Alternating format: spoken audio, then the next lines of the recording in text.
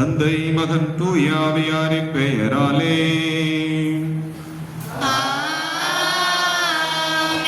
ஆண்டவராகிய இயேசு கிறிஸ்துவின் அருளும் கடவுளின் அன்பும் தூயாவியாரின் நட்புறவும் உங்கள் அனைவரோடும் இருப்பதாக.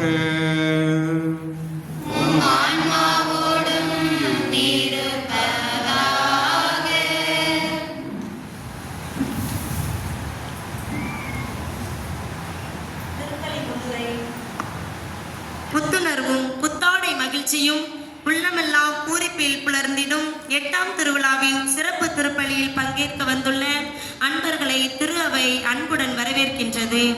இன்று 10 கட்டளை பற்றிய இறை செய்தியில் பிறர் பொருளை களவு செய்யாதே என்ற 7ஆம் கட்டளையை பற்றி அறிய உள்ளோம். பொருள் மீதுள்ள பேராசைதான் ஒரு மனிதரை களவாட தூண்டுகின்றது. எந்த பறவையும் விலங்கும் தேவைக்கு அதிகமாக சேர்த்து வைப்பதும் இல்லை, சுரண்டுவதும் இல்லை. பொருளை மட்டுமல்ல, இன்று நாம் அதிகமானோர் நேரத்தையும் திருடிக் கொண்டுதான் இருக்கின்றோம். இன்று செய்ய முடிவதை நாளை செய்வது, செயலை தள்ளி போடுவது நேரத்தை திருடுவது ஆகும். நேரத்தை மட்டுமல்ல, மேலும் அடுத்தவரின் அறிவு, நற்பண்பு, நேரம், பிறரது வாய்ப்பு, உரிமை, உழைப்பு, மண்ணின் வளங்கள் இவற்றையெல்லாம் திருடும் நாம் அனைவரும் யூதாஸின் நவீன களவாடும் வாரிசுகளாகத்தான் உள்ளோம். நாம் யாராக இருக்கின்றோம்? நம் தேவைக்கு அதிகமாக சேர்த்து வைத்திருப்பது எல்லாம் அடுத்தவருக்கு உரியதுதான். சிந்திப்போம். பெரும் லாபம், பேராசை இவற்றை தூக்கி எறிந்தால் திருடர்களே இருக்க மாட்டார்கள். நமது வழி நேர் வழியா? பொருள் ஆசையை விலக்கி உள்ளதே போதும் என்று வாழ்கிறோமா? நேர்மையாளர்களை தலைக்க செய்யும் இறைவா, பெரும் லாபம் பெருளாசைக்கு உட்படாமல், எவற்றையும் எவருடையதையும் களவாடாமல் எளிமையாகவும் உண்மையாகவும் வாழ்ந்திட அருள் தர வேண்டி இத்திருப்பலியில் பங்கேற்போம். கிறிஸ்தியேசுவில் அன்புமிக்கவர்களே, நம்முடைய பாதுகாவலியின் 8ஆம் திருவிழாவை இன்றைக்கு சிறப்பிக்கின்றோம். இன்றைய நாளிலே நாம் 7வது கட்டளையும் 10வது கட்டளையும் சிந்திக்கின்றோம். அன்புக்குரியவர்களே, இன்றைய திருவிழாவை சிறப்பிக்கின்ற வெளியூரில் திருமணமாகி நம் ஊருக்கு இந்த திருவிழாவிற்கு வந்திருக்கின்ற பெண்கள் ஒவ்வொருவருக்காகவும் சிறப்பாக மன்றாடுவோம். அவர்களது குடும்பம், அவர்கள் எந்த ஊருக்கு சென்றிருக்கிறார்களோ அந்த ஊர் எல்லாவற்றையும் நிறைவாக ஆசீர்வதிக்க வேண்டும். அவர்கள் நம் ஊரின் பெருமையாக தாங்கள் வாழுகின்ற மண்ணிலே இருக்க வேண்டும் என்பதற்காக சிறப்பாக வேண்டிக் கொள்வோம். மேலும் இன்றைய 8ஆம் திருவிழாவை சிறப்பிக்கின்ற குடும்பத்தார் ஒவ்வொருவருக்காகவும், திரு மரிய செல்வம் குடும்பத்தார், திரு எஸ் தேவியரக்கம் குடும்பத்தார், திருமதி ராஜம்மாள் குடும்பத்தார், திருமதி விஜய் ஸ்டீஃபன் குடும்பத்தார், திருமதி ராணி குடும்பத்தார், திருமதி பாத்திமா மேரி குடும்பத்தார், திருமதி செல்லம்மாள் குடும்பத்தார் ஒவ்வொருவருக்காகவும், அவர்களது குடும்ப தேவைகளுக்காகவும், குடும்பத்தில் அமைதி, சமாதானம், மகிழ்ச்சி நிலவவும், இறையாசை நிறைவாக கிடைக்கப்பெறவும், இந்த குடும்பத்தார் செய்கின்ற தொழில் வேலையை இறைவன் நிறைவாக ஆசீர்வதிக்கவும், நம் தாய் லூர்து அன்னை அவர்களுக்காக ஒவ்வொரு நாளும் பரிந்து பேசவும் இந்த பலியிலே நாம் சிறப்பாக வேண்டிக் கொள்வோம். இறைவனுடைய அருளை பெறுவதற்கு தடையாக இருக்கின்ற நம்முடைய குற்றங்கள், குறைகள், பாவங்களை எண்ணி பார்த்து மனம் வருந்தி மன்னிப்பு வேண்டும்.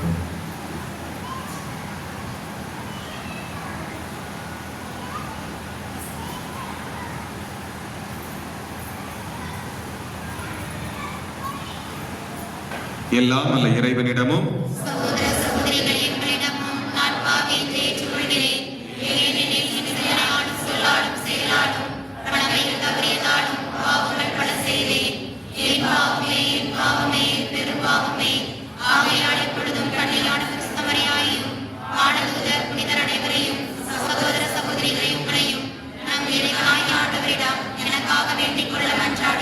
எல்லாம் அல்ல இறைவன் மீது இரக்கம் வைத்து நம் பாவங்கள் அனைத்தையும் மன்னித்து நம்மை நிலை வாழ்வுக்கு அழைத்து செல்வாராக.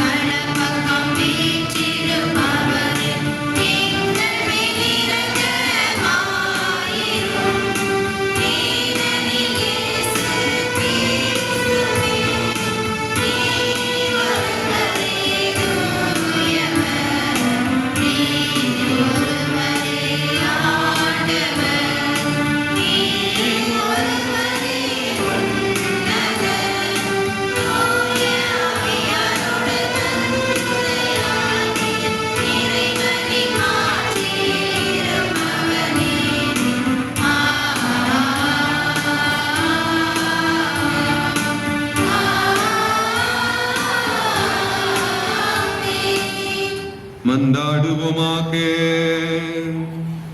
அன்பே உருவான இறைவா, உம் திருமகனும் எங்கள் ஆண்டவருமாகிய இயேசு கிறிஸ்துவின் உயிர்ப்பினால் உலகம் பேரின்பம் கொள்ள திருவுளமானீரே. இதனால் அவரை பெற்றெடுத்த எங்கள் அன்னை லூர்து மரியா அவளியாக முடிவில்லாத வாழ்வின் மகிழ்ச்சியை நாங்கள் பெற்றுக்கொள்ள அருள் புரிவீராக. உம்மோடு தூயாவியாரின் ஒன்றிப்பில் இறைவனாய் என்றென்றும் வாழ்ந்து ஆட்சி செய்கின்ற எங்கள் ஆண்டவரும் உம் திருமகனும் ஆகிய கிறிஸ்து வழியாக உம்மை மன்றாடுகிறோம். திராட்சை தோட்டம். 1 அரசர்கள் 21 அதிகாரம் இறைவார்த்தைகள் 1 முதல் 25 வரை. இஸ்ரேலனாகிய நாபோத்துக்கு இஸ்ரேலில் சமாரிய அரசன் ஆகாபின் அரண்மனை அருகில் ஒரு திராட்சை தோட்டம் இருந்தது. ஆகாபு நாபோத்திடம், உன் திராட்சை தோட்டம் என் அரண்மனை அருகில் இருப்பதால் நான் அதை காய்கறி தோட்டம் ஆக்கும்படி என்னிடம் கொடுத்துவிடு. அதற்கு பதிலாய் அதைவிட நல்ல திராட்சை தோட்டத்தை உனக்கு தருவேன். உனக்கு விருப்பமானால் அதன் விலையை வெள்ளியாக தருகிறேன் என்றார். அதற்கு நாபோத்து ஆகாபிடம், என் மூதாதையரின் உரிமை சொத்தை நான் உமக்கு கொடாதவாறு ஆண்டவர் என்னை காப்பாராக என்றார்.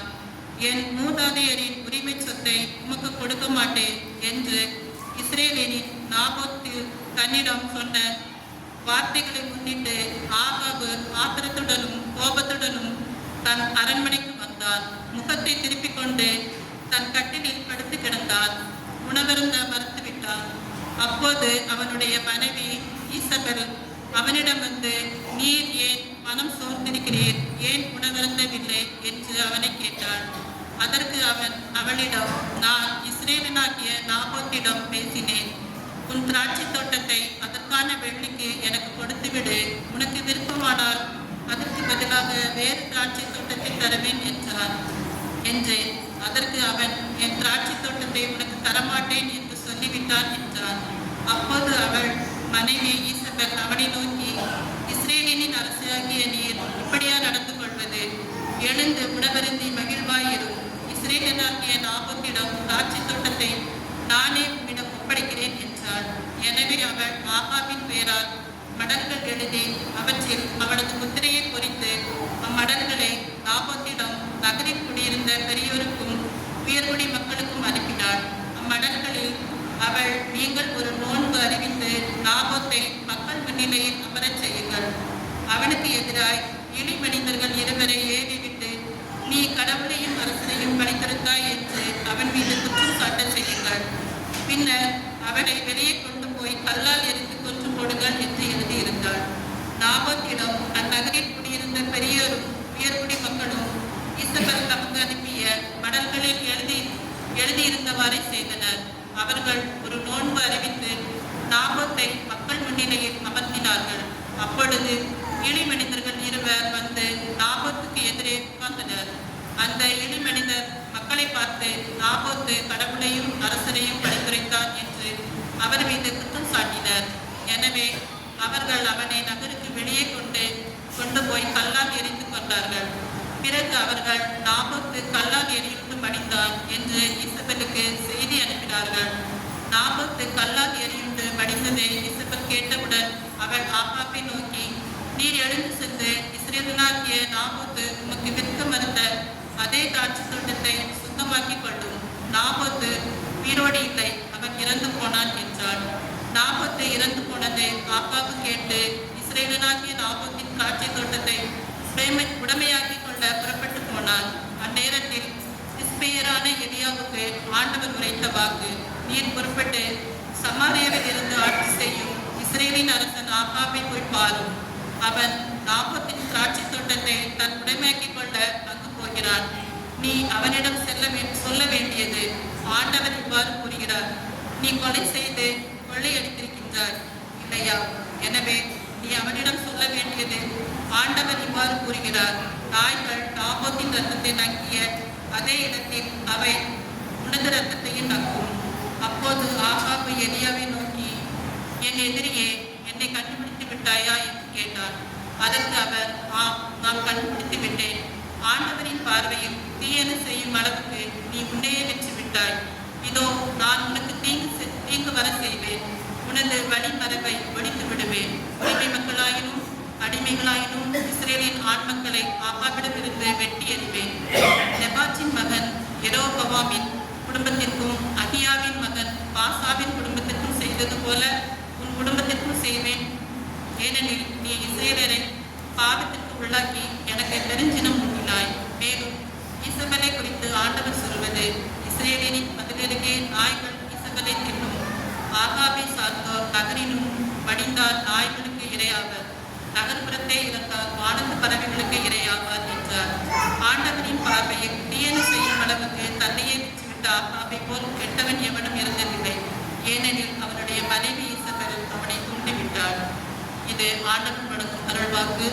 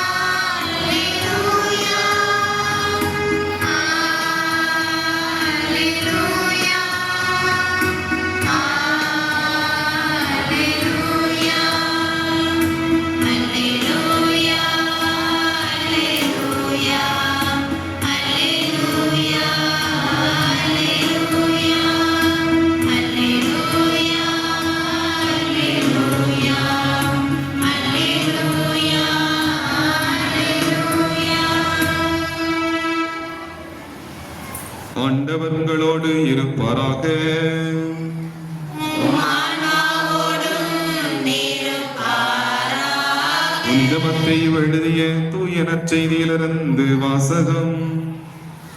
ஆண்டவரே, மாட்சி உமக்கே.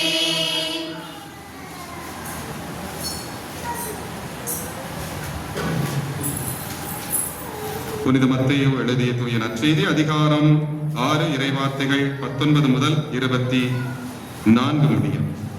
மண்ணுலகில் உங்களுக்கு செல்வம் சேர்த்து வைக்க வேண்டாம். இங்கே பூச்சியும் துருவும் அழித்துவிடும், திருடரும் அதை கன்னமிட்டு திருடுவர். ஆனால் விண்ணுலகில் உங்கள் செல்வத்தை சேமித்து வையுங்கள். அங்கே பூச்சியோ துருவோ அழிப்பதில்லை, திருடரும் கன்னமிட்டு திருடுவதில்லை. உங்கள் செல்வம் எங்கு உள்ளதோ அங்கே உங்கள் உள்ளமும் இருக்கும். கண் தான் உடலுக்கு விளக்கு. கண் நலமாயிருந்தால் உங்கள் உடல் முழுவதும் ஒளி பெற்றிருக்கும். அது கெட்டுப் போனால் உங்கள் உடல் முழுவதும் இருளாயிருக்கும். ஆக உங்களுக்கு ஒளி தர வேண்டியது இருளாயிருந்தால் இருள் எப்படி இருக்கும்? எவரும் இரு தலைவர்களுக்கு பணிவிடை செய்ய முடியாது. ஏனெனில் ஒருவரை வெறுத்து மற்றவரிடம் அவர் அன்பு கொள்வார், அல்லது ஒருவரை சார்ந்து கொண்டு மற்றவரை புறக்கணிப்பார். நீங்கள் கடவுளுக்கும் செல்வத்துக்கும் பணிவிடை செய்ய முடியாது. ஆண்டவரின் அருள்வாக்கு. கிறிஸ்துவே, உமக்கு புகழ். கிறிஸ்துவில் மிகவும் பிரியமான சகோதர சகோதரிகளே, ஆண்டவரின் அன்பு பிள்ளைகளே, உங்கள் அனைவருக்கும் நம்முடைய லூர்தா தாயினுடைய திருவிழா 8ஆம் திருவிழா வாழ்த்துக்களை மகிழ்ச்சியோடு தெரிவித்துக் கொள்கின்றேன். பிறருடைய பொருளை களவு செய்யாதே. யாரெல்லாம் களவு செஞ்சிருக்கா கை தூக்குங்க. யாரெல்லாம் இந்த உலகத்துல நான் வாழ்ந்த வாழ்க்கையில நான் களவு செஞ்சிருக்கேன் அப்படின்னு சொல்றாங்க, கை தூக்குங்க.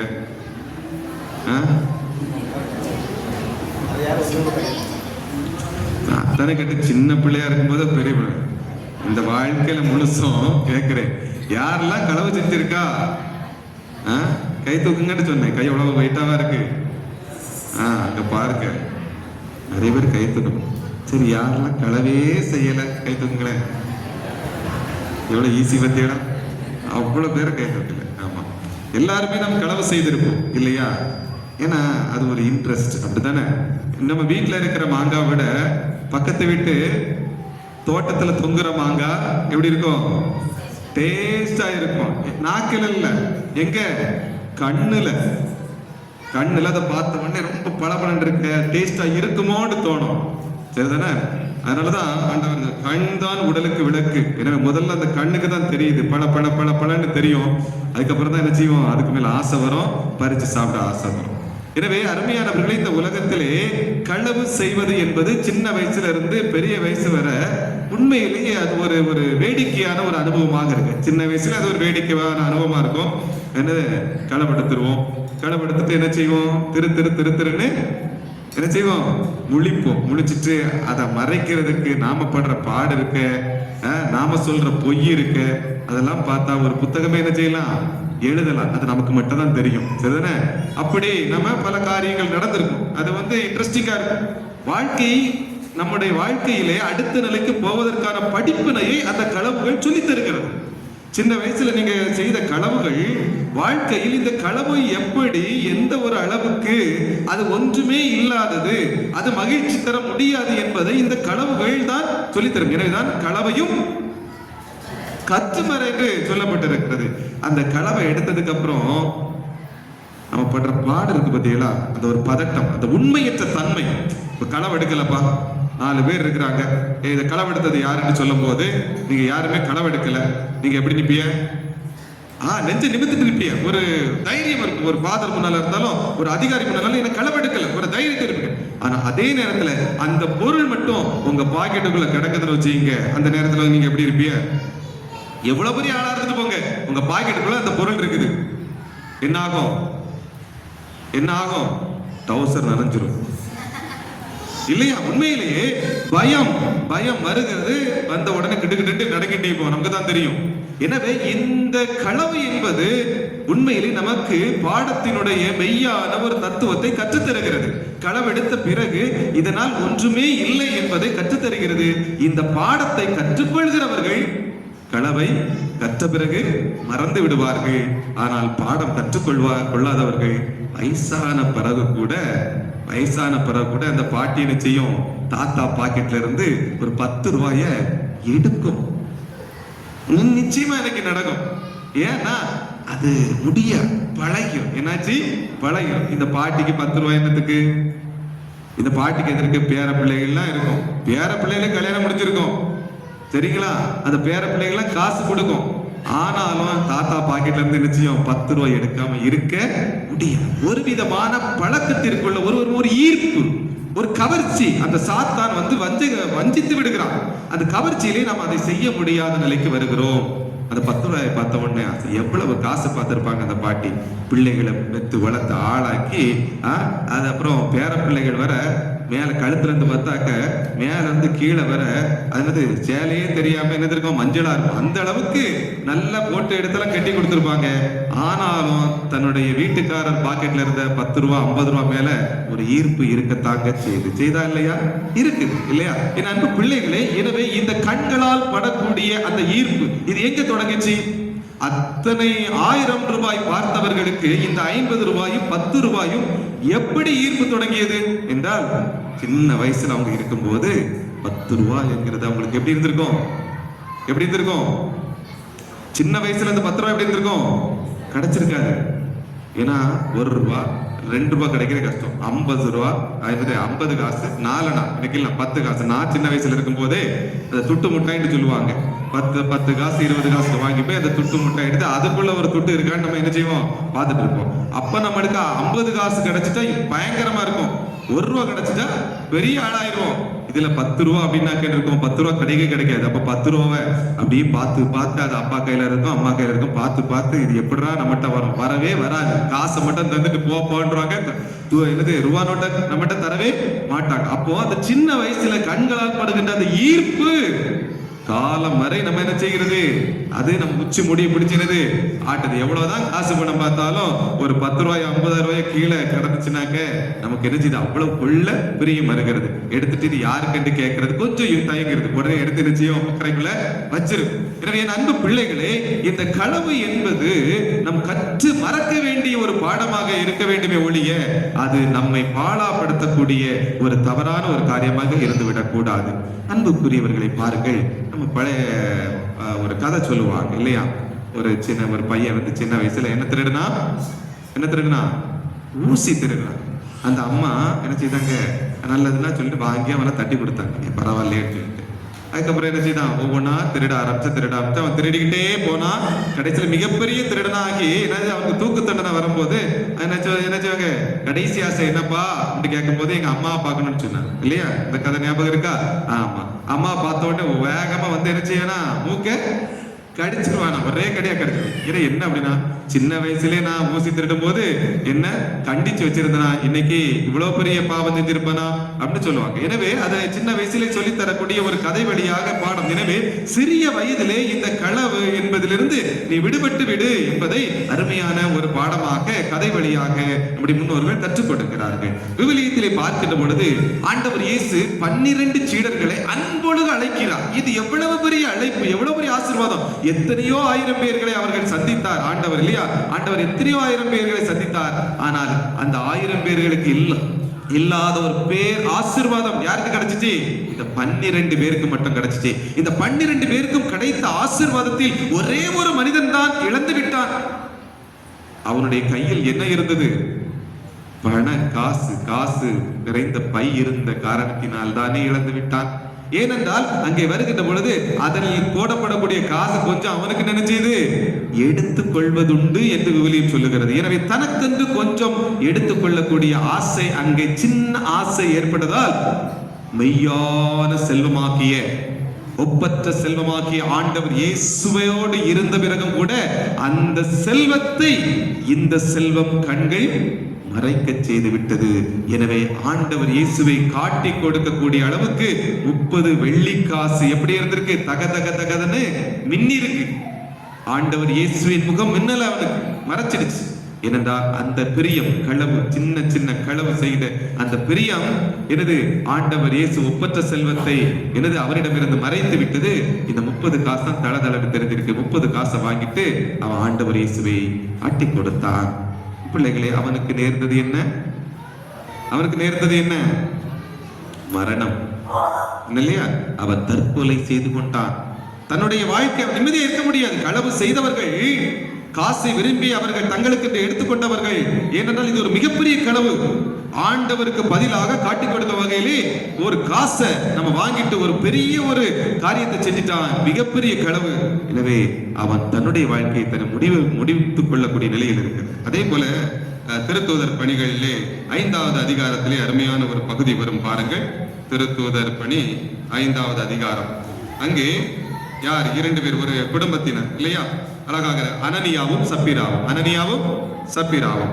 அனனியா என்ற பேருடைய ஒருவன் இருந்தான். அவன் தன் மனைவி சப்பீராவுடன் சேர்த்து தன்னுடைய நிலத்தை விற்றான். விற்ற தொகையில் ஒரு பகுதி தன் மனைவியை அறிய தனக்கென்று வைத்துக் கொண்ட மறுபகுதி திருத்தூதர் காலடியில் வைத்தான். பாருங்க, எல்லாத்தையும் விற்று அப்போஸ்தலர்கள் பாதத்துல வைக்கணும். அப்போ அவன் வித்துட்டு தனக்கென்று ஒரு பகுதியை பதிலா தனக்குரிய இதுலயே அவன் என்ன செய்யறான்? கொஞ்சம் களவெடுத்து மிச்சத்தை கொண்டு வைக்கிறான். அப்போ கடைசியில் அது தெரிஞ்ச உடனே அழகாக அந்த தூய ஆவியானவருடைய வழியாக பேதுரு சொன்ன வார்த்தை பாருங்க, வாசிக்கிறேன். அனனியா, நீ நிலத்தை விற்ற தொகையில் ஒரு பகுதியை உனக்கென்று வைத்துக் கொண்டு தூய ஆவியாரிடம் பொய் சொல்லும்படி சாத்தான் உன் உள்ளத்தை ஆட்கொண்டதே. அது விற்கப்படுவதற்கு முன்பு அது உன்னுடையதானே இருந்தது. அது உனக்குள்ளதானே, இது அது உனக்குள்ளதானே. புரியலையா? அதுக்கப்புறம் அது விற்கப்பட்ட பின்பும் அந்த பணம் உன்னுடைய உரிமையாகத்தானே இருந்தது. பின்பு ஏன் இந்த எளிச்செயலை நீ செய்தாய்? அது உனக்குள்ளதானே. நீ அதை யோசித்து பார்க்கணும். என் அன்பு பிள்ளைகளே, இன்னைக்கு நம்ம கையில சொத்து இருக்கு, காசு இருக்குது, சரிதானே? நம்ம என்னமோ அதை பிடிச்சு வச்சுக்கணும் அப்படின்னு சொல்லி ரொம்ப ஒரு இது பண்றோம். ரொம்ப ஒரு பிடிச்சு வச்சுக்கணும்னு சொல்லி ரொம்ப ஒரு அது மேல ஒரு ஈர்ப்பு இருக்கும். இந்த உலகத்திற்குள்ள எல்லாம் யாருடையது? இந்த உலகத்தில் இருக்கிற எல்லாம் யாருடையது? யாருடையது? கடவுளுடையது. கடவுள் யாருடைய தந்தை? யாருடைய தந்தை சொல்லுங்க? நம்முடைய தந்தை. அப்படிலாம் அப்பாவுக்குள்ள எல்லாமே என்னது? யாருக்குள்ளது? எல்லாம் யாருக்குள்ளது? நமக்குள்ள. சரிங்களா? அழகாக சொல்லுவார்ல, அபுதாரி மைதான்ல சொல்லுவார் இல்லையா, என்னுடையதெல்லாம் உன்னுடையதே என்று சொல்லுவார். ஆனா அவன் அப்படியே அப்பாவோட எடுத்து தம்பிக்கு செலவழிச்ச உடனே அங்கிட்டு ஆடுறான். எப்பா, என்னுடையதெல்லாம் உன்னுடையதே என்று சொல்ல. அப்போ இந்த ஒற்றை மனப்பான்மை, அதாவது வானக தந்தை இந்த உலகத்தில் உள்ள எல்லாரும் என்னுடைய சகோதர சகோதரிகள் என்று நினைக்கின்ற பொழுது மற்றவங்கிட்ட இருக்கக்கூடிய அந்த பொருட்கள் மீது இருக்கின்ற ஆசை நமக்கு வராது. அதான் 2 அழகாக சேர்த்து தந்திருக்கிறார் இல்லையா? 7வது கட்டளை என்ன? களவு செய்யாது. 10வது கட்டளை பிறர் பொருளை நீ விரும்பாதே. எனவே பிறர் பொருள் மீது இருக்கின்ற விருப்பம் ஏன் வருது? அது உன்னுடைய சகோதரன் தானே, ஓட்டர் தானே, அவன் தானே அப்படிங்கிற எண்ணம் எப்பொழுது வரும் என்றால் விண்ணக தகப்பனே நம்முடைய தகப்பனாக எண்ணுகின்ற பொழுது. அதான் விண்ணுலகில் இருக்கிற எங்கள் தந்தையே இந்த ஜெபத்தை சொல்லுகின்ற பொழுது இது சொல்லுங்க, இந்த உலகத்துல மற்றவங்க எல்லாம் என்னுடைய சகோதர சகோதரிகள். எனவே மற்றவர்கள் வைத்திருக்கின்ற பொருளை பார்த்து நான் பொறாமை கண் கொள்ள கூடாது. பொறாமை கண்பட எனக்கு உள்ளது எனக்கு போதும். அதனாலதான் அழகாக அருமையான ஒரு வார்த்தை இங்கே சொல்லப்பட்டிருக்கும். எபிரேயர் புத்தகத்திலே அருமையான வார்த்தை சொல்லப்பட்டிருக்கும். 13வது அதிகாரம் இறை வார்த்தை 5. பொருள் ஆசையை விலக்கி வாழுங்கள், உள்ளதே போதும் என்கிறீர்கள். சரிதானே? உள்ளதே போதும். பொருளாசை விலக்கி வாழுங்கள். ஏன்னா பொருளாசை வரும்போதுதான் அது நிச்சயம். இன்னைக்கெல்லாம் நீங்க பார்த்தீங்க, நிறைய இன்னைக்கு வந்து கேமரா வந்ததுக்கு அப்புறம் பெரிய சங்கடமா இருக்கு. அப்படித்தானே? எல்லாத்தையும் படம் பிடிச்சு விடுதிய, சாமியார் கும்புறதே படம் பிடிச்சி விடுதிய, கண் அப்படி நோண்டிட்டு இருப்ப அதையும் படம் பிடிச்சி எடுத்து போட்டுருக்கீங்க. ஒன்னும் செய்ய முடியல. சரிதானே? அதே போல இந்த மாதிரி களவெடுக்கிறவங்க, அதுல கைதி இருந்தவங்க எவ்வளவு கஷ்டப்பட்டு ஒரு விஷயத்தை, ஒரு கலையை கத்திருப்பாங்க இல்லையா?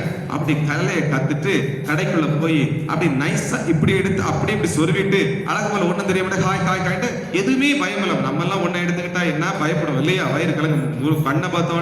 கண்ணை பார்த்தாலே நீ ஏதோ எடுத்திருக்கேன்னு தெரியும். சில அதை கலையா கலத்துக்கிட்டு எல்லாத்தையும் கலக்கலன்னு அழகா சொருவிட்டு அழகா அம்சமா வெளியே வந்துருவாங்க, பிரச்சனையுமே வெளியே வந்துருவாங்க. ஆனா அந்த அநியாயம் பிடிச்ச இந்த கேமரா இருக்கு, அது ராத்திரி காணப்படுது. அவன் வந்து போட்டு பார்ப்பான், அழகா ஜூம் பண்ணி இருக்கும், அப்படியே தூக்கி இப்படி வைக்கிறத அப்படி திரும்ப திரும்ப திரும்ப போட்டு அழகா போலீஸ் ஸ்டேஷனுக்கு அனுப்பிடுவாங்க. அது எங்க போச்சுட்டு வெளியேயும் கேமரா இருக்கும், அது எந்த ஸ்கூட்டில வந்தா எப்படி வந்தா அப்படிங்க இருக்கும். அவங்க எந்த ஊருக்கு போகும்போது எங்கிட்டு போச்சு எல்லாம் வச்சு என்ன பிடிச்சு அப்படியே ஊர் உலகம் ஃபுல்லா கேவலப்படுத்துறாங்க. வாட்ஸ்அப்ல ஒண்ணு வந்து தெரிஞ்சு நம்ம போட்டு போட்டு விட்டுரும். கேவலம் பத்தியால எவ்வளவு பெரிய கேவலம். எனவே உள்ளதே போதும் என்றிருங்கள், உள்ளதே போதும். இல்லைன்னா எவ்வளவு பெரிய கேவலம் நினைக்கலாம். அதுல நிறைய காரியங்கள் இருக்கு. தெரியாதனமா எடுத்துட்டு ஒரு சின்ன பொருளுக்கு ஆசைப்பட்டு மிகப்பெரிய கேவலத்தை சந்திக்கக்கூடிய ஒரு நிலையில் இருக்கிறோம். ஏனென்றால் நான் ஒருபோதும் உன்னை கைவிட மாட்டேன், உன்னை விட்டு விலக மாட்டேன். அந்த வார்த்தை தான் முக்கியம். கடவுள் என்னை கைவிட மாட்டார், கடவுள் என்னோடு இருக்கிறார், இந்த ஒப்பற்ற செல்வம் என்னோடு இருக்கிறது என்று நீங்கள் நினைத்தீர்கள்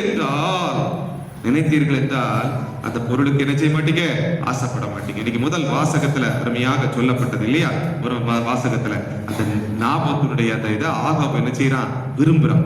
அதனால மனைவி இசபேல் என்ன செய்யறாங்க, அவங்கள ஒரு பொய் குற்றம் சுமத்தி கொன்று அந்த நிலத்தை எடுக்கிறாங்க. எவ்வளவு பெரிய ஒரு குற்றத்தை அவன் செய்கிறான். கடவுள் முன்பாக மிகப்பெரிய ஒரு அநியாயத்தை, ஒரு பொருளின் மீதுள்ள ஒரு சொத்தின் மீதுள்ள ஆசையினால் ஒரு மனிதனை கொன்று போடும் அளவுக்கு அவனும் அவனுடைய மனைவியும் இருந்தார்கள் என்றால் எவ்வளவு ஒரு பாயம், ஒரு பாவம், ஒரு ஆசை, ஒரு கொலை செய்யக்கூடிய பாவத்தை இன்று பெருக்கி விடுகிறது என்றால் எவ்வளவு பெரிய காரியம் பாருங்க.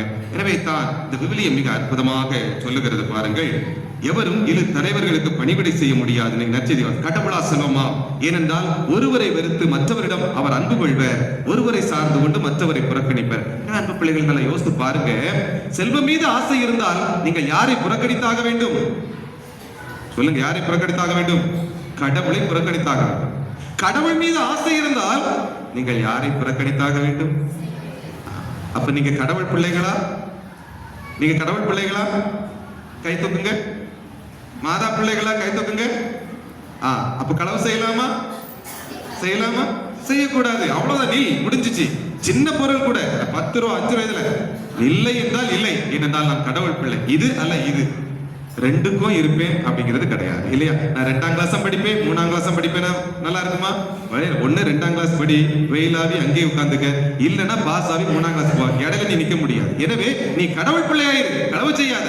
நீ களவு செய்தா என்றால் நீ கடவுளின் பிள்ளை அல்ல என்பதை நீ புரிந்து கொள்ள வேண்டும் என்பதை ஆண்டவர் மிக தெளிவாக அருமையாக சொல்லுகின்றார். எனவே தான் சொல்லுகின்றார், மண்ணுலகில் உங்களுக்கான செல்வத்தை சேர்த்து வைக்க வேண்டாம், இங்கே பூச்சியும் துருவும் அழித்துவிடும், திருடரும் கண்ணவிடுகிறார். ஆனால் விண்ணுலகில் உங்களுக்கான செல்வத்தை, கையில காசு இல்லாம இருக்கு, அன்னைக்கு ஒரு பொருள் தேவை இருக்குது, அதை ஏதாவது எடுக்கணும் அப்படின்னு நினைக்கிறீங்க, வேண்டாம் அப்படின்னு நீங்க அதை விட்டீங்கன்னாக்க இன்னைக்கு உங்கள்கிட்ட செல்வம் எல்லாம் இருக்கலாம், ஆனா விண்ணகத்தில் உங்களுக்கான செல்வம் இருக்கும். கடவுளுடைய ஆசை மிகச்சிறப்பாக வரும். அதனாலதான் இன்னைக்கு அருமையான ஒரு காரியம் சொல்லப்பட்டிருக்கும். அருமையானவர்களே, கடவுளுடைய ஆசை, அதாவது கடவுளின் அருளை புறக்கணித்து விடாதபடி எச்சரிக்கையா இருக்கணும். சரிதானே? கடவுளின் அருளை புறக்கணித்து விடாதபடி என்ன செய்யணும்? நம்ம எச்சரிக்கையா இருக்க வேண்டும். எனவே என் அன்பு பிள்ளைகளே, உங்களுள் எவரும் கடவுளின் அருளை இழந்து விடாமல் இருக்க பார்த்துக் கொள்ளுங்கள். கசப்பான நச்சுவேர் எதுவும் உங்களுக்குள் முளைத்து தொல்லை கெடுக்காதபடியும் அதனால் பலர் கெட்டு போகாதபடியும் பார்த்துக் கொள்ளுங்கள். உங்களுள் யாரும் காமுகராயும் ஏசாவை போல உலக போக்கை பின்பற்றுவராய் இராதபடி கவனமாயிருங்கள். இந்த ஏசா ஒரே வேளை உணவுக்காக தம் தலை பேச்சு உரிமையை விற்றுவிட்டார். எதுக்கு ஆசைப்பட்டாரு பாருங்க, ஒரு வேளை சோத்துக்கா. யோசித்து பாருங்க. எனவே என் அன்பு பிள்ளைகளை பாருங்கள், ஒருவேளை உணவுக்காக தன் தலை பேற்று உரிமையை என்ன செய்தாரு? விற்றுட்டாரு. உங்களுக்கு எது வேணும்? சோறு வேணுமா? கடவுளுடைய ஆசை வேணுமா? பொருள் வேணுமா? கடவுளுடைய ஆசை வேணுமா? எனவே அழகாக சொல்லப்பட்டிருக்கிறது எபிரேயர் 12வது அதிகாரம் 14வது இறைவன் தலைப்பிலே தலைப்பிலே கடவுளின் அருளை புறக்கணிக்காதபடி எச்சரிக்கையாக இருக்க வேண்டும் என்று சொல்லி அருமையாக சொல்லப்பட்டிருக்கிறது. இறுதியாக என் அன்பு பிள்ளைகளை பாருங்கள், திருப்பாடல்களிலே அருமையாக வருகிறது, செல்வம் பயனற்றது, செல்வம் பயனற்றது. அருமையாக அது சொல்லப்படுகிறது. அழகான ஒரு வார்த்தை. தம் செல்வத்தில் நம்பிக்கை வைக்கிறவரோ தாம் செல்வ பெருக்கை குறித்து பெருமையாக பேசுகின்றனர். உண்மையில் தம்மை தாமே மீட்டுக் கொள்ள எவராலும் இயலாது. தம் உயிரை மீட்க எதையும் கடவுளுக்கு ஈடாக தர முடியாது. கடவுளுக்கு தர. எனவே எவ்வளவு பெரிய செல்வம் வச்சிருக்கலாம், சேர்த்து சேர்த்து ஆஸ்பத்திரியில அட்மிட் பண்ணிருக்கிறாங்க. சரியா, என்கிட்ட 1 கோடி ரூபாய் இருக்குது, டாக்டர் தந்துறேன், உயிரை காப்பாத்தி கொடுத்துட முடியுமா? முடியாது. அப்போ அந்த 1 கோடி ரூபாய் வேணுமா, கடவுளின் இரக்கம் வேணுமா? சொல்லுங்க. கடவுளின் இரக்கம் தானே பெருசு. எனவே என் அன்பு பிள்ளைகளே, எனவே செல்வம் பயனற்றது, செல்வத்தை விட கடவுளின் அருள்தான் மேலானது என்பதை நீங்கள் புரிந்து கொள்ள வேண்டும். அருமையானவர்களே, சீராக்கின் ஞானத்திலே அருமையாக அது மீண்டும் சொல்லப்படுகிறது. பாருங்கள், அருமையாக சொல்லப்படுகிறது. செல்வத்தின் மீதுள்ள விழிப்பு, செல்வத்தின் மீதுள்ள விழிப்பு உடலை நலிய செய்கிறது. உடலை என்ன செய்கிறது? நலிய செய்கிறது. நீங்க நல்லா குண்டா இருக்கணும், நல்லா உடல் சத்தா இருக்கணும்ட்டு போன்விட்டால் சாப்பிடுவிய, ஹார்லிக்ஸ் சாப்பிடுவிய, அப்புறம் என்ன சாப்பிடுவிய, ஆப்பிள் சாப்பிடுவிய, ஆரஞ்சு சாப்பிடுவிய, எக்ஸசைஸ் பண்ணுவிய. ஆனா உங்க கஷ்டப்பட்டு சேர்த்த உடம்ப எது காலி பண்ணிருது?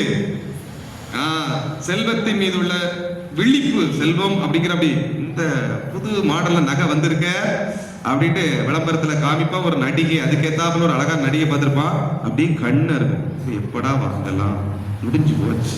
அது கையில வரது வர நினைச்சிரும், உடம்பு மெலிஞ்சிரும், சாப்பாடு வச்சா வாய்ப்புள்ள சாப்பாடு போகாது. அதை பற்றிய கவலை உறக்கத்தை துரத்தி அடிக்கிறது. கவலை நிறைந்த விழிப்பு ஆழ்துயிலை கெடுக்கிறது. கொடிய நோய் உறக்கத்தை கலைக்கிறது. பாருங்க என் அன்பு பிள்ளைகளே, அப்போ உங்களுக்கு தூங்கவே நினைச்சது விடாது. எல்லா நோயும் தூங்கலனா வந்து போய்விடும். எனவே என் அன்பு பிள்ளைகளே, இந்த செல்வத்தின் மீது உள்ள ஈர்ப்பை விட்டு விட வேண்டும். எனவே தான் கண் தான் உடலுக்கு விளக்கு என்பதை ஆண்டவர் சொல்லி இருக்கிறார். எனவே களவு செய்யாத என்று சொல்லுகின்ற பொழுது முதலிலே இந்த களவுக்கான காரணம் எங்க இருக்கிறது தான் இந்த கண்ணில் இருக்கிறது தான் விளக்கு. அப்ப அதை பார்க்கும் போது நமக்கு ஒரு ஈர்ப்பு வந்தால்தான். ஒண்ணு பிடிக்கலப்பா, சரிதானே, தெருவில் கிடக்குது, கல்லு கிடக்குது, கண்ணால பாக்குறீங்க, எடுக்கிறீங்களா? இல்ல. மண்ணு கிடக்குது, எடுக்கிறீங்களா? எடுக்கல. ஏன் எடுக்க மாட்டேங்கிறியா? அதை கண்ணில் தெரியதானே செய்யுது, ஈர்ப்பு இல்லை. ஆனா மஞ்சள் கலர்ல கொஞ்சம் தங்கம் கிடக்குது, எடுத்துருவீங்களா? ஆமா. அது தகர மஞ்சள் கலர்ல கிடந்தாலும் நமக்கு தூக்கி வச்சிரும். வீட்டுல போய் சுரண்டி உண்மையா என்று பார்ப்போம் இல்லையா? என்ன நம்மளை பாடுபடுத்துது அந்த மஞ்சள் கலர் தங்கம் இல்லையா? ஆமா. என் அன்பு பிள்ளைகளே, உண்மையிலேயே இந்த ஒரு ஈர்ப்பு நிலையை தவிர்க்க வேண்டும். எனவே தான் நமக்கு சொல்லப்பட்டிருக்கிறது அருமையாக, ஒப்பற்ற செல்வமாகிய கிறிஸ்துவின் பொருட்டு மற்றனைத்தையும் நான் குப்பையென கருதுகிறேன் என்று யார் சொல்ல? பவுலடியார் சொல்லுகிறார். எனவே அன்பு பிள்ளைகளே, திருவிழாவை கொண்டாடுறீங்க. இந்த திருவிழா 10 நாள் திருவிழாவில் எல்லா விதமான வசதி வாய்ப்புகள் எல்லாம் இருக்கும். ஆனா இந்த 10 நாள் எதற்குனா எல்லா விதமான காரியங்கள் இருக்கலாம். அதற்கு மேலான ஒருபடி மேல் எனக்கு ஒப்பற்ற செல்வம் முதலில் கிறிஸ்து நீர்தான், கிறிஸ்து நீதான், அதற்கு பிறகுதான் என்னிடம் இருக்கிற சொத்து, செல்வம், அந்தஸ்து எல்லாம் என்று சொல்வதற்காக தான் இந்த 10 நாள் திருவிழாவும். எனவே அழகான தலைப்பை தந்திருக்கிறார். எனவே லூர்து மாதாவிடம் வேண்டுவோம், அம்மா நீங்கள் ஆண்டவரே போதும், இதோ உங்களுடைய அடிமை என்று சொல்லி அனைத்தையும் நீங்கள் அர்ப்பணித்தீர்கள். எங்களுக்கு எத்தனை செல்வங்களோ, எங்களுக்கு வீட்டுல வசதி வாய்ப்புகளோ குறைவாக இருந்தாலும், அரைகுறையாக இருந்தாலும், நிறைவாக இருந்தாலும், எல்லாவற்றிற்கும் மேலாக ஒப்பற்ற செல்வம் நீர் எங்களோடு இருக்கின்ற பொழுது எல்லாம் எங்கள் வாழ்க்கையில் நிறைவாக இருக்கும் என்று சொல்லி நம் தேவ மாதாவிடம் ஒப்புக் கொடுத்து வேண்டுவோம். ஆமென். மன்றாடுங்கள்.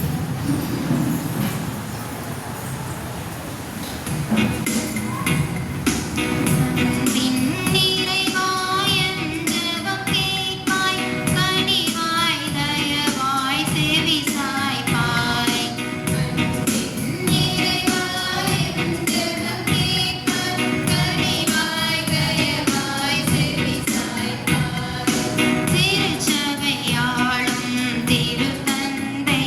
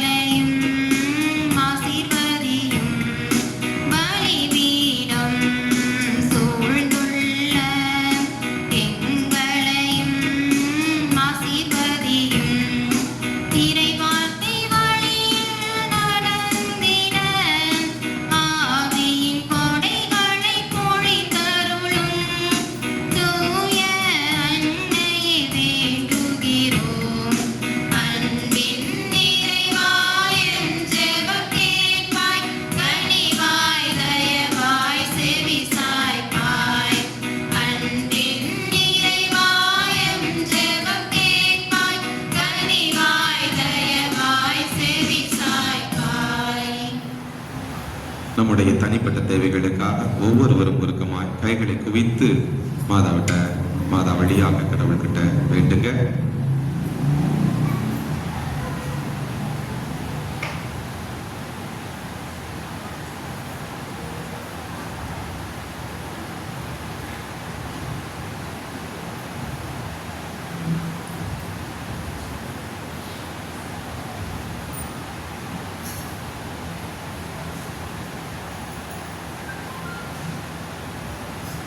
இரக்கம் நிறைந்த தந்தையோ, பிள்ளைகள் நாங்கள் நம்பிக்கையோடு விசுவாசத்தோடு நோக்கி எழுப்பியிருக்கிற மன்றாட்டுகளுக்கு தயவாய் செவி சாய்ப்பீராக.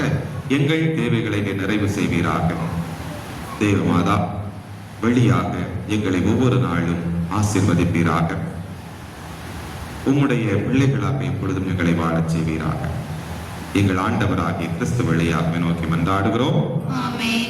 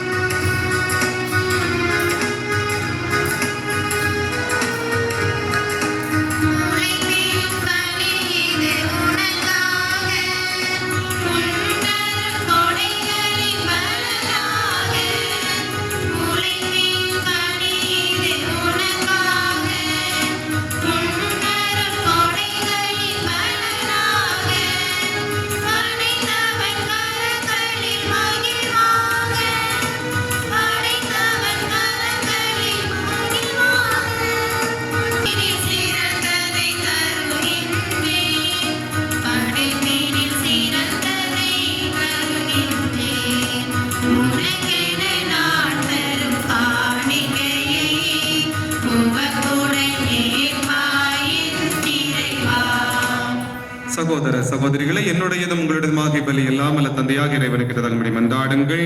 ஆண்டவர் தமது திருப்பெயரின் புகழ்ச்சிக்காகவும் ஆட்சிக்காகவும் நமது நன்மைக்காகவும் பரிசுத்தத்திற்கு வீரர்களுக்காகவும் மதுகையில் இருந்து பலியை ஏற்றுக்கொள்வாராக.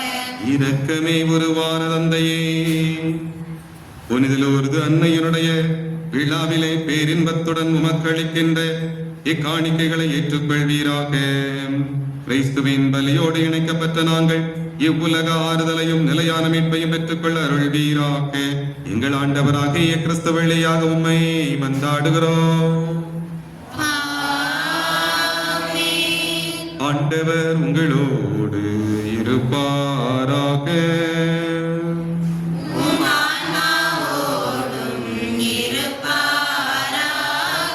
இதயங்களை மேலே எழுப்புங்கள்.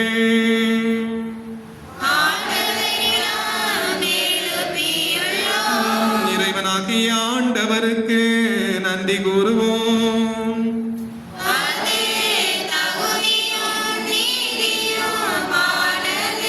ஆண்டவரை தூயவரான தந்தையே, என்றும் உள்ள எல்லாம் வல்ல இறைவா, புனிதர் அனைவரிலும் இணங்கும் மேன்மையை கண்டு நாங்கள் உமை வியப்புக்குரியவரின் அறிக்கையிடுவதும் மிகச் சிறப்பாக புனித அன்னை மரியாவை நினைவு கூறும் என்று அவருடைய நன்றி கலந்த புகழுரையால் உம்முடைய கனிவை ஏற்றி போற்றுவதும் மெய்யாகவே தகுதியும் நீதியும் ஆகும். எங்கள் கடமையும் மீட்புக்குரிய செயலுமாகும். ஏனெனில் உலகெங்கும் அதன் இறுதி எல்லை வரை நீர் அறம்பெறும் செயல்பட புரிந்துள்ளீர். சிறப்பாக உம்முடைய அடியவரின் தாழ்நிலையை கண்ணுட்டு அவர் வழியாக மனித மீட்பின் காரணராம் உம் திருமகன் எங்கள் ஆண்டவர் இயேசு கிறிஸ்துவை எங்களுக்கு அளித்ததால் உம்முடைய இரக்கப் பெருக்கை எல்லா காலங்களிலும் நீடிக்கச் செய்து வருகின்றே. ஆகவே வானதூதர் புனிதர் அனைவருடன் நாங்களும் சேர்ந்து உம்முடைய பெருமையை பறைசாற்றி ஒரே குரலாய் பாடுவதாவது: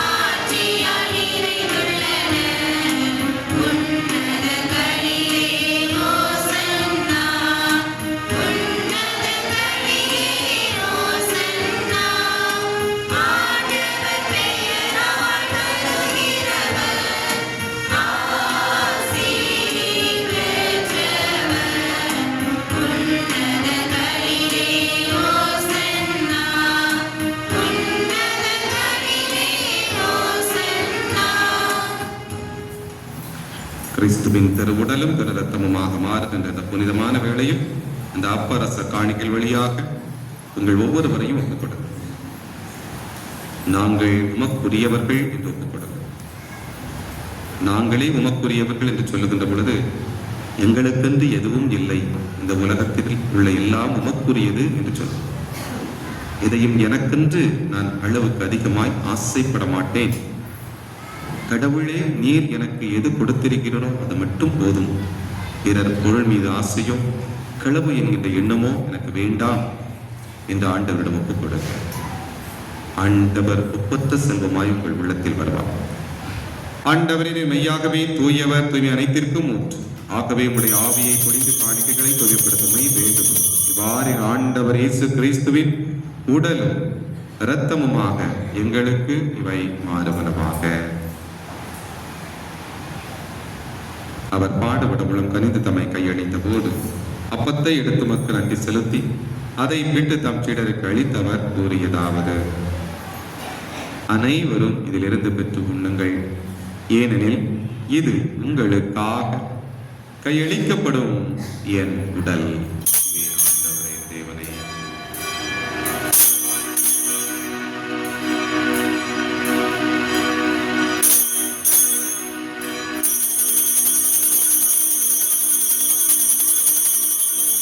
அவனமே இரவு விருந்தை அருந்திய பின் கிண்ணத்தை எடுத்து மீண்டும் மக்கள் நன்றி கூறி தம் சீடர்களுக்கு அளித்தவர் கூறியதாவது: அனைவரும் இதிலிருந்து பெற்று பருகும், ஏனெனில் இது புதிய நிலையான உடன்படிக்கைக்குரிய இரத்தத்தின் கிண்ணம்.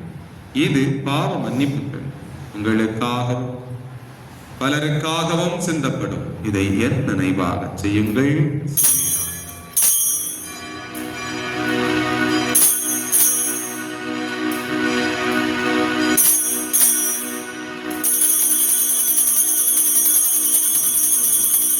நம்பிக்கையின் மறைபொருள்.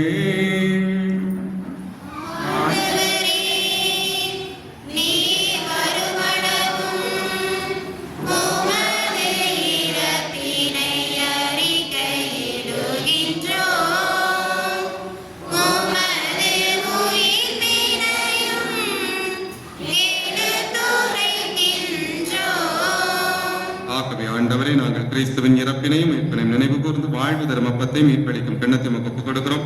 உம் திருமன் இந்த ஊழியம் புரிய தகுந்தவர்கள் நாங்கள் ஏற்றுக்கொண்டீரே, எனவே நாங்கள் உமக்கு நன்றி செலுத்துகிறோம். மேலும் கிறிஸ்துவின் உடலிலும் இரத்தத்திலும் பங்கு கொள்ளும் எங்களை தூய ஆவியானவர் ஒன்று சேர்க்க வேண்டும் என உமை தாழ்மையுடன் வந்தார். ஆண்டவரே, உலகெங்கும் பரவி இருக்கும் அது திரு அவையை நினைவு கூர்ந்திரடும். எங்கள் திருத்தந்தை 14ஆம் சிங்கராயர், எங்கள் ஆய ஸ்டீஃபன், எல்லா திருநிலையினராகிய அனைவரோடும் சிறப்பாக இன்றைய 8ஆம் திருவிழாவை சிறப்பித்துக் கொண்டிருக்கின்ற வெளியூரில் திருமணமான இந்த ஊரை சார்ந்த அத்துணை பெண்களையும் அவர்களுடைய குடும்பங்களையும் அவர்கள் குடும்பத்தார் செய்கின்ற தொழில் எல்லாவற்றையும் நிறைவாக ஆசிர்வதியும்.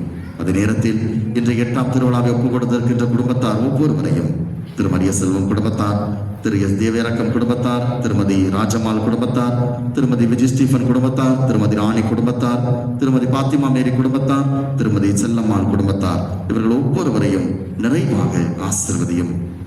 எங்கள் அனைவரையும் உமது திரு அவையின் அன்பில் நிறைவு பெறச் செய்திரணும்.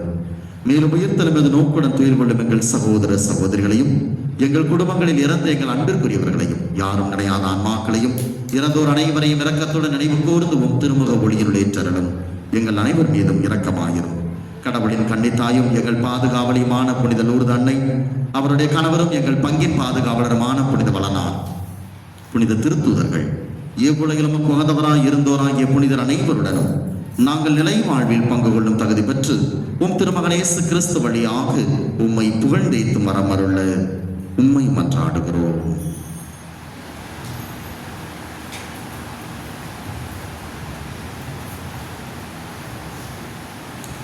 இவர் வழியாக இவரோடு இவரே எல்லாம் அல்ல இறைவனாகிய தந்தையே, தூயாவியாரின் ஒன்றிப்பில் எல்லா புகழும் மாட்சியும் என்றென்றும் உமக்கு உரியதே.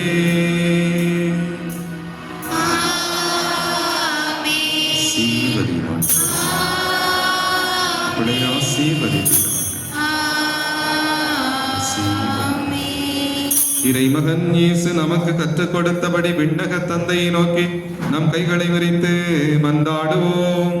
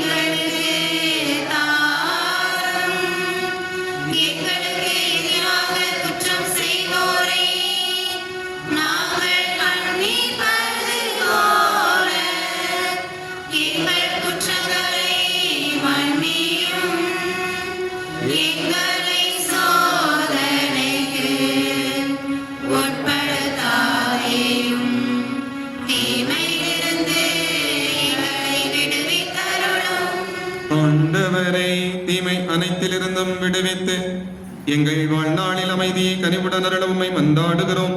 உமது இரக்கத்தின் உதவியினால் நாங்கள் பாவத்திலிருந்து எப்போதும் விடுதலை பெற்று யாதொரு கலக்கமும் இன்றி நலமாயிருப்போமாக.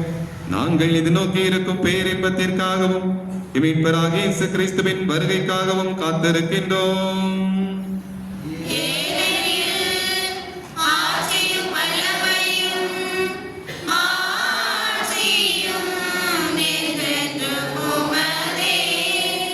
ஆண்டவரே இயேசு கிறிஸ்துவே, அமைதியை உங்களுக்கு விட்டு செல்கிறேன், என் அமைதியை உங்களுக்கு அளிக்கிறேன். நம்முடைய திரு தூதர்களுக்கு அன்பாய் மொழிந்தீரேன். உடைய குற்றங்கள், குறைகள், பாவங்களை எல்லாம் பாராமல் உடைய திரு அவையின் நம்பிக்கையை கண்ணோக்கி உடைய திருவுளத்திற்கு ஏற்ப எங்களுக்கு அமைதியை ஒற்றுமை அளித்தருள்வீராக. என்றென்றும் வாழ்ந்து ஆட்சி செய்கின்றவர் நீரே. ஆண்டவருடைய அமைதி உங்களோடு என்றும் இருப்பதாக.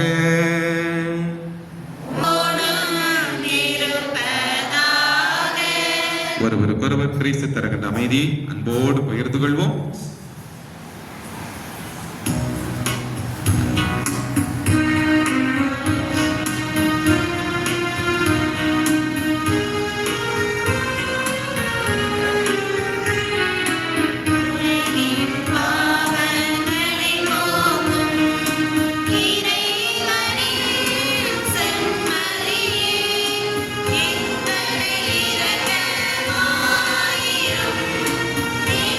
Amen.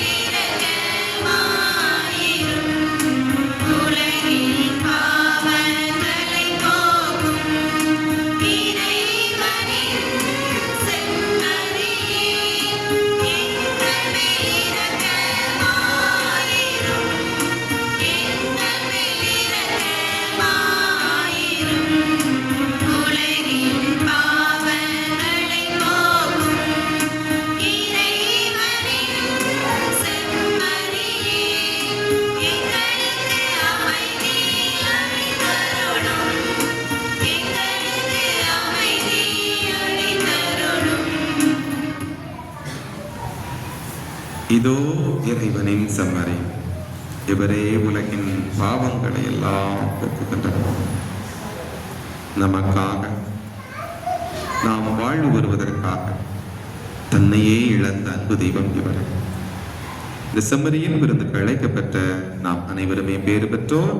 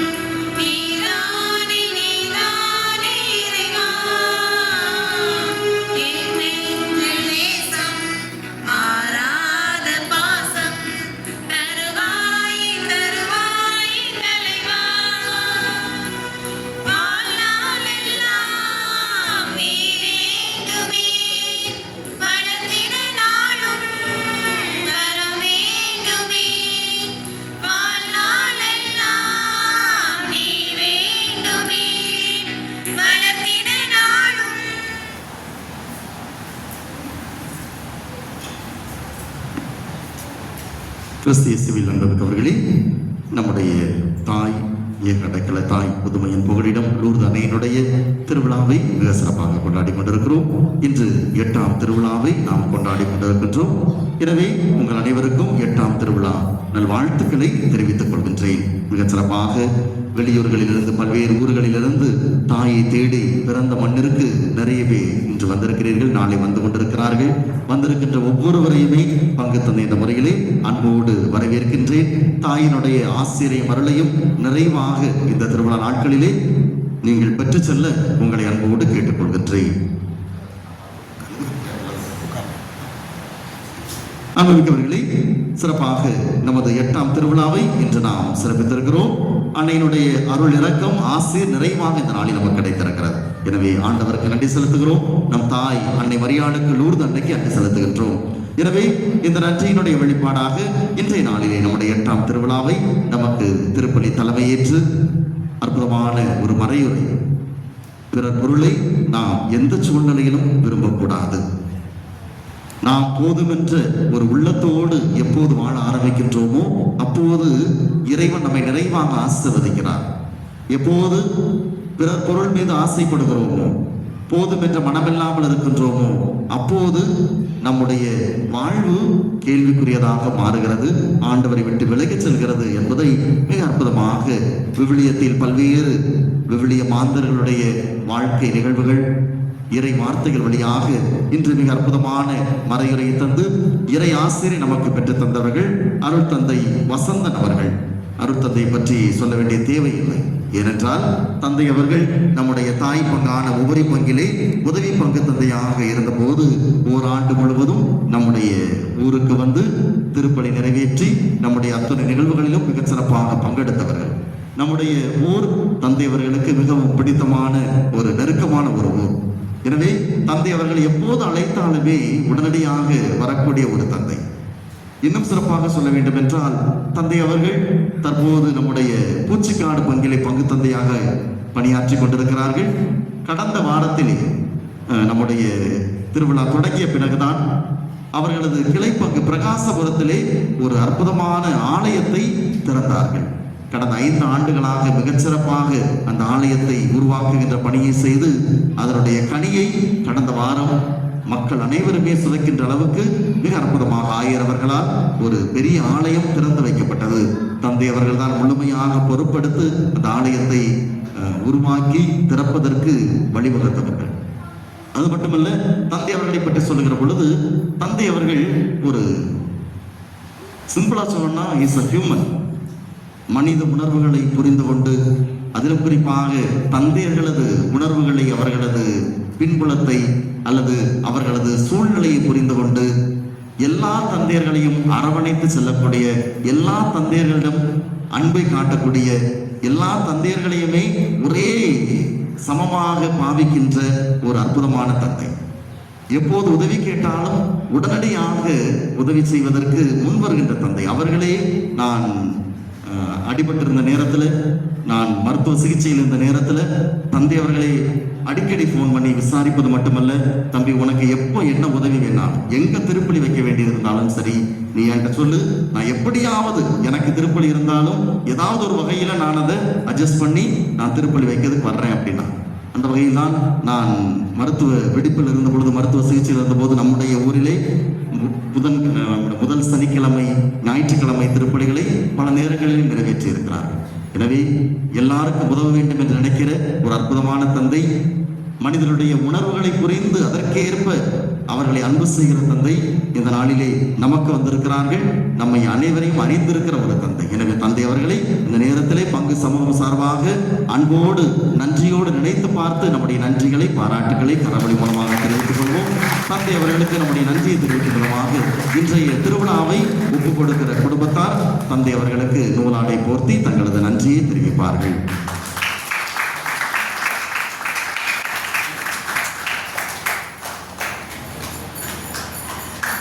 அன்புக்குரியவர்களே, இன்று இந்த 8ஆம் திருவிழாவை சிறப்பித்துக் கொண்டிருக்கிற வெளியூரில் திருமணமான நம்ம ஊர் பெண்கள், இன்றைக்கு நிறைய பேர் பங்கெடுத்தீர்கள். நம்ம ஊரில் பிறந்து வளர்ந்து வேறு ஊரிலே திருமணம் செய்து கொடுக்கப்பட்டிருக்கின்ற அத்தனை பேரும் தாயை தேடி வந்திருக்கிறீர்கள். இன்றைக்கு நீங்கள் சிறப்பித்திருக்கிறீர்கள். எனவே உங்களுக்காக நாங்கள் தொடர்ந்து ஜெபிக்கிறோம். உங்கள் அனைவருக்கும் எங்களுடைய நன்றிகளையும் பாராட்டுகளையும் தெரிவித்துக் கொள்கிறோம். அன்புக்குரியவர்களே, அதே போல் இன்றைய 8ஆம் திருவிழாவை ஒப்புக் கொடுத்துக்கிட்டு இருக்கிற குடும்பத்தார் ஒவ்வொருவரும் நினைத்து பாருங்கள். சிறப்பாக வெளியூரில் இருந்து வந்திருக்கிற குடும்பத்தார், இந்த ஊரில் இருக்கிற குடும்பத்தார் அத்தனை பேரையும், திரு மரிய செல்வம் குடும்பத்தார், திரு தேவேரக்கம் குடும்பத்தார், திருமதி ராஜம்மாள் குடும்பத்தார், திருமதி விஜய் ஸ்டீபன் குடும்பத்தார், திருமதி ராணி குடும்பத்தார், திருமதி பாத்திமா மேரி குடும்பத்தார், திருமதி செல்லம்மாள் குடும்பத்தார், இந்த குடும்பத்தார் ஒவ்வொருவருக்கும் நம்முடைய நன்றிகளையும் பாராட்டுகளையும் தெரிவித்துக் கொள்கிறோம். அன்புக்குரியவர்களே, இன்று 8ஆம் திருவிழா நம்முடைய வழிபாடுகள் எல்லாம் முடிந்து நமக்கு அன்பின் விருந்து நமக்கு ஏற்பாடு செய்யப்பட்டிருக்கிறது. உணவு ஏற்பாடு செய்யப்பட்டிருக்கிறது. இந்த உணவை இன்றைக்கு நமக்கு வழங்குகின்றவர்கள் லூர்து மாதா அசன குழுவினர். எனவே லூர்து மாதா அசன குழுவினர் ஒவ்வொருவருக்கும் நம்முடைய நன்றிகளையும் பாராட்டுகளையும் தெரிவித்துக் கொள்வோம். அன்புக்குரியவர்களே, நாளை நாம் நம்முடைய திருவிழாவினுடைய இறுதி உச்சகட்டத்திற்கு வருகின்றோம். நாளை 9ஆம் திருவிழா. நாளை காலை நமக்கு திருவிழா திருப்பலி, அதாவது 9வது திருவிழா திருப்பலி, நவநாள் திருப்பலி ஆனது நடைபெறும். காலை சரியாக 7 மணிக்கு நமக்கு நவநாள் திருப்பலி, 9வது நவநாள் திருப்பலி நடைபெறும். நாளை காலை, நாளை மதியம், நாளை இரவு 3 வேளையும் நமக்கு உணவு வழங்கப்படுகிறது. நாளை காலையும் நாளை மதியமும் லூர்து மாதா ஆசன குழுவினரும், நாளை இரவு திரு பன்னீர்செல்வன் குடும்பத்தாரும் நமக்கு உணவு வழங்குகிறார்கள். அவர்களுக்கும் நம்முடைய நன்றிகளையும் பாராட்டுகளையும் நாம் தெரிவித்துக் கொள்வோம். எனவே நாளை காலை 9ஆம் நவநாள் திருப்பலியும் அதைத் தொடர்ந்து அன்பின் விருந்து உணவும் நமக்கு தரப்படுகின்றது. அன்புக்குரியவர்களே, நாளை மாலை நம்முடைய திருவிழாவினுடைய உச்சகட்டம், நம்முடைய திருவிழா மாலை ஆராதனை. நாளை மாலை 6:30 மணிக்கு திருச்செப மாலையும் அதைத் தொடர்ந்து திருவிழா மாலை ஆராதனையும் நடைபெறும். நாளைய திருவிழாவை நாளை காலை நவநாள் திருப்பலியை சிறப்பிக்கின்றவர்கள் வெளியூரில் வாழுகின்ற மண்ணின் மைந்தர்கள். எனவே நாளை காலை திருப்பலியை சிறப்பிக்க வெளியூரில் இருந்து வந்திருக்கின்ற அத்தனை பேரும் நாளை காலை 7 மணிக்கு திருப்பலி. இந்த திருப்பலியை வெளியூரில் வாழ்கின்ற மண்ணின் மைந்தர்கள் அத்தனை பேரும் சேர்ந்து சிறப்பிக்கிறார்கள். எனவே அதில் முழுமையாக பங்கெடுக்கவும் உங்களை அன்போடு கேட்டுக்கொள்கின்றேன். அன்புக்குரியவர்களே, நாளை மாலை திருவிழா மாலை ஆராதனை முடிந்த பின்னர் நமக்கு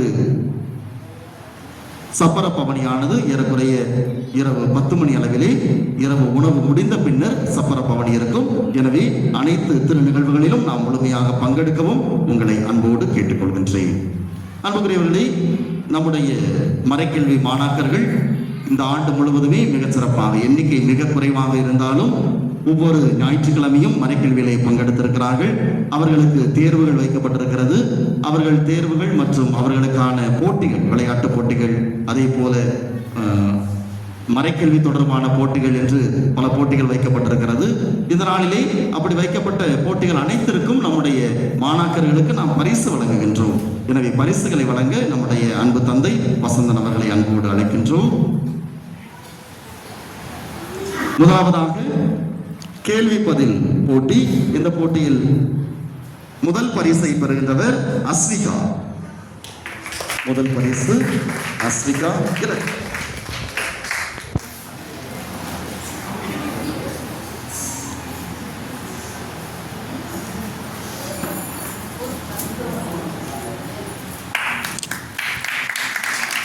இரண்டாவது பரிசு ஸ்கார்லெட் மற்றும் லிலிஸ்மா. ஸ்கார்லெட், லிலிஸ்மா.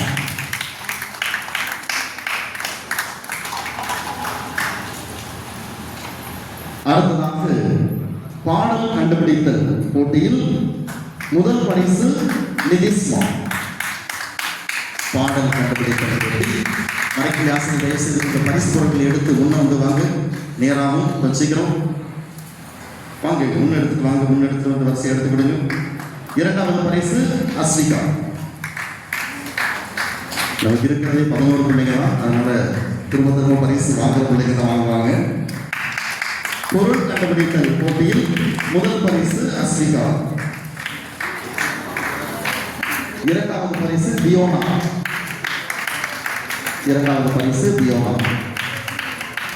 பலூன் ஊதி டம்ளர் எடுத்தல் போட்டி.